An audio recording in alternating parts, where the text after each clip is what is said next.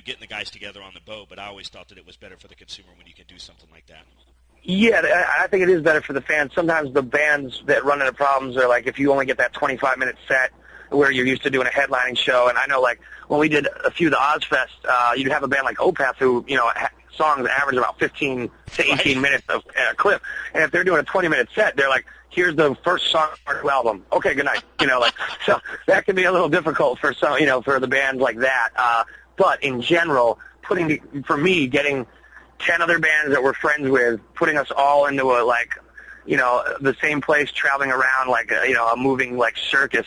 I mean, that's the funnest thing I could do for a summer. So on that end, I always have a blast. My wife might not enjoy it as much as the rest of me, but it's definitely a good time. But you do have to sacrifice things like that, set time, sharing the money, all that stuff. But at the end of the day, like I said, I'd rather do that and get in front of a big audience than go out there and try and figure out make kids, like you said, spend more money for just one band. So. Well, it works out well for us, too, and we really appreciate it, Brian. Want to know, Brian, and this is just between you and I and our 22,000 members. Hopefully nobody from the Grammy Awards or the people behind Rock Band or Guitar Hero will be listening, but what was the bigger high? The 2 Grammy nominations or getting your song on Guitar Hero 2? You can be honest.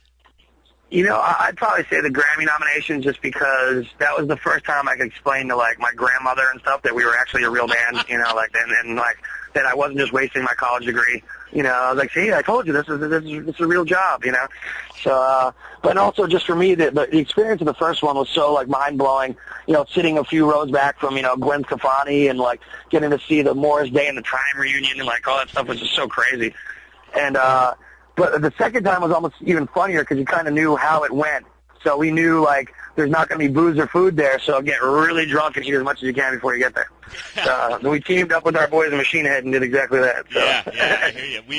I'm not going to name the band, but I was talking to a band off air after I did the interview, and they had a song on Guitar Hero, and they were real pumped about it. And they said, he said you can go into a bar or something like that, and you can say Grammy, Grammy, Grammy, and the people will say that they know you, but that you can just sense that they're looking right through you. But as soon as you say Guitar Hero, man, it's like everybody knows who you are. I mean, that's kind of the way that's another avenue that music's getting out there now is through video games. Well, yeah, I don't want to take away anything from Guitar Hero. It was amazing, and especially for us, just you can see when the Light the Blinds got on Guitar Hero 2, it became our most downloaded song on iTunes. It became a song that people, even if you were at a festival and they may not have been familiar with the band name, they hear that song, they're like, oh shit, I tried that on Expert, Right.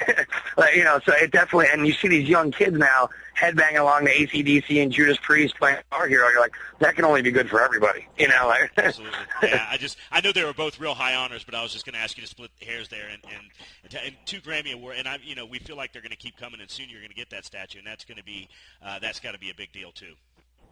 Yeah, I mean, it's cool that they're actually recognizing real metal bands in the genre, because the 2 times we've been nominated, the other bands we were with, were legitimate, touring metal acts that were playing, real underground metal music, not just a band with a heavy guitar sound that was on the radio, like us and King Diamond and Machine Head and things like that.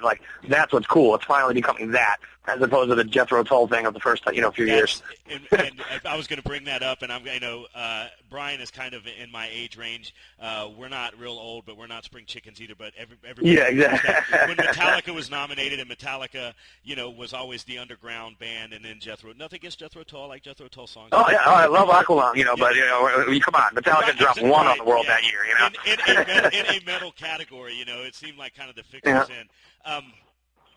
Wanted to go over some. I told